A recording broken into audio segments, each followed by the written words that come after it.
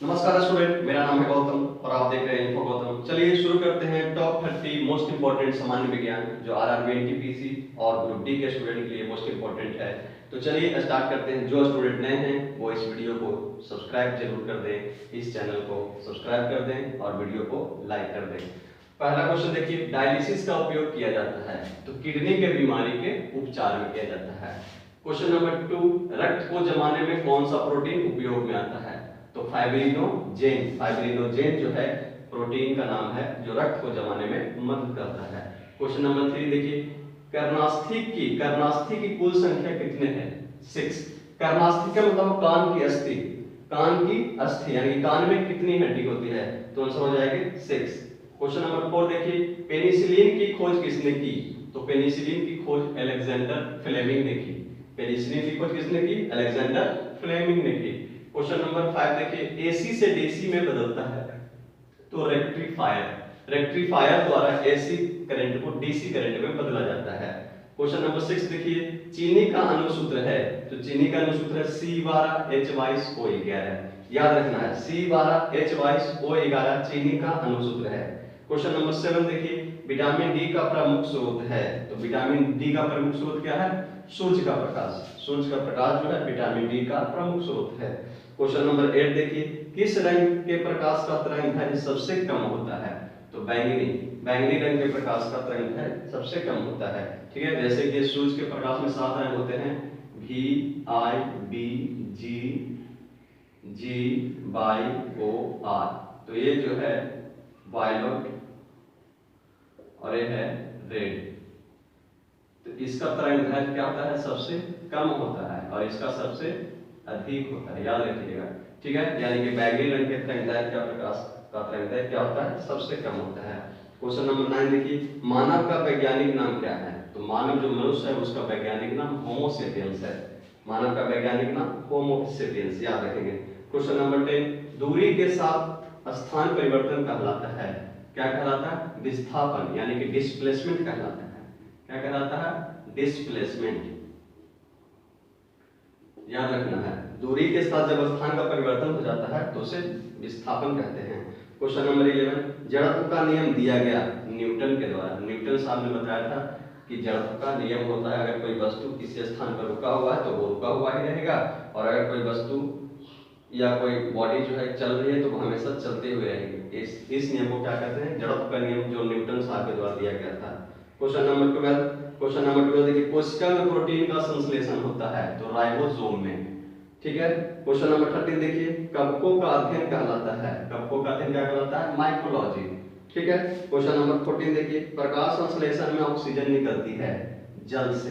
प्रकाश संश्लेषण जब होती है तो ऑक्सीजन जल से निकलती है। क्वेश्चन नंबर 15 देखिए, नेत्र गोलक में कितनी मांसपेशियां होती है? तो नेत्र गोलक में 6 मांसपेशियां होती है। याद रख लेना है कि नेत्र गोलक में 6 मांसपेशियां होती है। चलिए देखते हैं क्वेश्चन नंबर 16 से। चलिए स्टूडेंट नेक्स्ट क्वेश्चन देखते हैं। क्वेश्चन नंबर 16 से देखिए, ब्लैक गोल्ड कहा जाता है तो ब्लैक गोल्ड किसे कहा जाता है? पेट्रोलियम को। पेट्रोलियम को ब्लैक गोल्ड के नाम से जाना जाता है। क्वेश्चन नंबर 17 देखिए, जल का हिमांक बिंदु है तो जल का हिमांक बिंदु 0 डिग्री सेल्सियस है। ठीक है, यानी कि 0 डिग्री सेल्सियस पर पानी जो है बर्फ में बदल जाती है। क्वेश्चन नंबर 18, सीटी स्कैन में, सीटी का मतलब है, सीटी स्कैन देख रहे हैं ना, सीटी का क्या मतलब है? सीटी का मतलब है कंप्यूटराइज्ड टोमोग्राफी। ठीक है, कंप्यूटराइज्ड टोमोग्राफी। क्वेश्चन नंबर 19 देखिए, वायु से आर्द्रता को अवशोषित करने की प्रक्रिया कहलाती है तो संघनन। वायु से आर्द्रता को अवशोषित करने की प्रक्रिया क्या कहलाती है? संघनन कहलाती है। क्वेश्चन नंबर 20, ब्रेक लगाने पर कार रुक जाती है, उसमें कौन सा बल कार्य करता है? तो घर्षण बल। घर्षण बल लगता है तो कोई भी वस्तु क्या हो जाती है? रुक जाती है। यानी कि ब्रेक लगाने पर कार जब रुक जाती है तो इसका मतलब समझना है उसमें घर्षण बल काम कर रहा है। क्वेश्चन नंबर 21, मानव शरीर का सामान्य तापमान होता है, अगर सेल्सियस में पूछे तो 37 डिग्री सेल्सियस, फ़ारेनहाइट में पूछे तो 98.6 डिग्री फ़ारेनहाइट, याद रखना है। क्वेश्चन नंबर 22, नेफ्रॉन संबंधित है, नेफ्रॉन संबंधित है किडनी से। नेफ्रॉन किससे संबंधित है? किडनी से संबंधित है। क्वेश्चन नंबर 23, इन्फ्लुएंजा रोग होता है तो इन्फ्लुएंजा किससे होता है? विषाणु से होता है। इन्फ्लुएंजा जो रोग है वो विषाणु से होता है। क्वेश्चन नंबर 24, लाल ग्रह के नाम से जाना जाता है, तो आंसर हो जाएगा मंगल। मंगल ग्रह को लाल ग्रह के नाम से जानते हैं।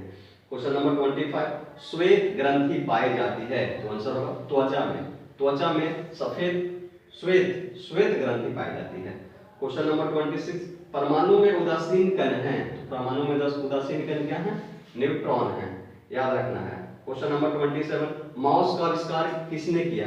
तो डगलस इंगेलवर्ट ने किया था। माउस का आविष्कार, जो हम लोग कंप्यूटर चलाते हैं तो उसमें जो माउस रहता है उसका आविष्कार डगलस इंगेलवर्ट ने किया था। क्वेश्चन नंबर 28, पाचक अम्ल है, तो HCl। HCl यानी कि हाइड्रोक्लोरिक अम्ल जो है, हम जब भोजन खाते हैं तो उसको पचाने का काम कौन करता है? HCl ही करता है। क्वेश्चन नंबर 29, एटम बम की खोज की ऑटो हॉर्न ने। ऑटो हॉर्न ने एटम बम की खोज की थी। क्वेश्चन नंबर 30 देखिए, सोना घुलनशील है, तो अम्लराज में। अम्लराज में बताया था आपको, अम्लराज क्या है? 3HCl 1HNO। ये जो है अम्लराज है, तो सोना जो है अम्लराज में क्या है? घुलनशील है।